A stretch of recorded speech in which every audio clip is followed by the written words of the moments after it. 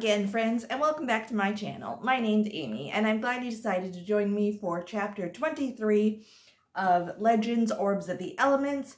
As always, if you'd like to find out information about where to purchase this book, I will be saving all that information for after the video. So without further ado, let's just jump right back into this adventure. Chapter 23. The legend had just finished packing her things and was now in the process of mounting her horse. She looked skyward and saw a bird flying close by. Her heart beat fast. A raven. Not just any raven. Nero's bird. He either was searching for them or he was on his way here. She gave her horse a quick kick to the side and rode to the house where Leon had stayed for the night. When she arrived, she spied that he too was about to mount his horse.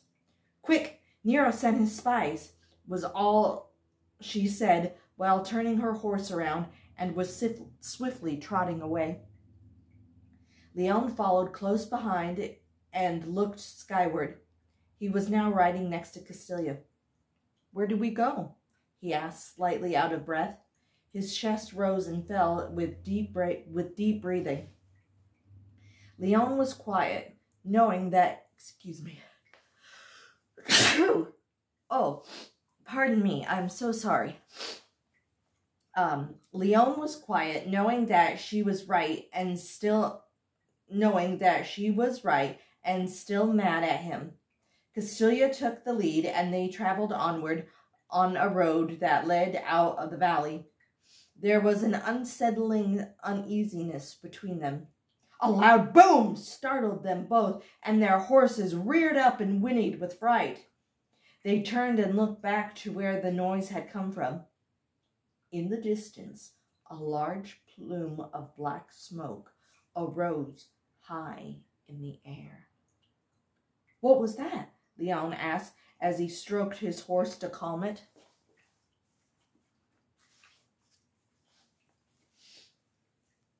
Castilia kept her eyes on the black plume of smoke. She knew what had happened. She had witnessed it before.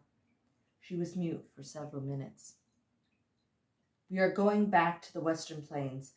There will be an orb there," she said flatly, with no trace of any emotions. "Come, follow me." She nudged her animal into an easy walk. Leon followed, but turned to look at the smoke again. Leon was going to speak up about investigating the smoke, but he thought better of it. If Castilia thought they needed to go check on the smoke, they would have. Leon felt torn up about leaving without knowing if the inhabitants were all right and needing to focus on getting the orbs. He was walking on eggshells with Castilia and didn't want to upset her further, so he just remained silent. Castilia changed directions from the path they were traveling. They soon approached an entrance to a dark passage of trees. "What dismal place is this?" he asked. Castilia had her eyes focused on 5 riders coming slowly towards them. "The prince's men! Quickly! Quickly! In here!" she said in a rushed voice and urged her horse into a fast canter in the dark passageway. Leon obediently followed.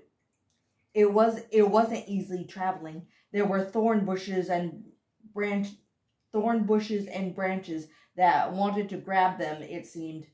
"To answer your question from earlier, Leon, this is the Selva Negra passage, or, in common tongue, the Black Forest Passage."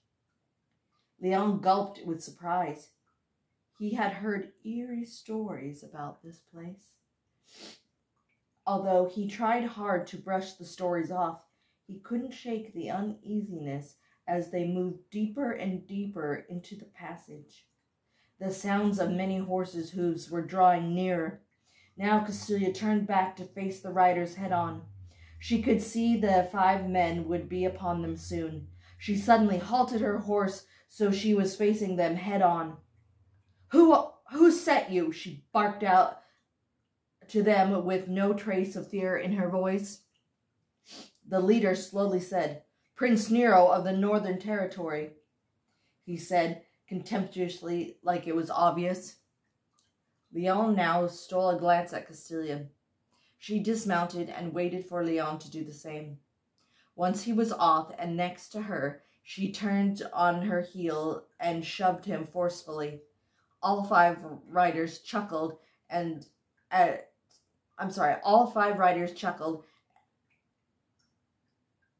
such a pair of stupid fools these two were. I tried to tell you your friend would betray us, Hunter. So that is all the chapter for today. Thank you so much for listening. It was a shorty today. If you are interested in reading along with me or on your own, my book can be found on Amazon.com, BarnesandNoble.com, Apple iBooks, and lots of other places books are sold. It would mean so much to me if you would buy this book either for yourself or someone that you may know that likes fantasy. It's just an awesome way to help a self-published author, to support local authors, which I am.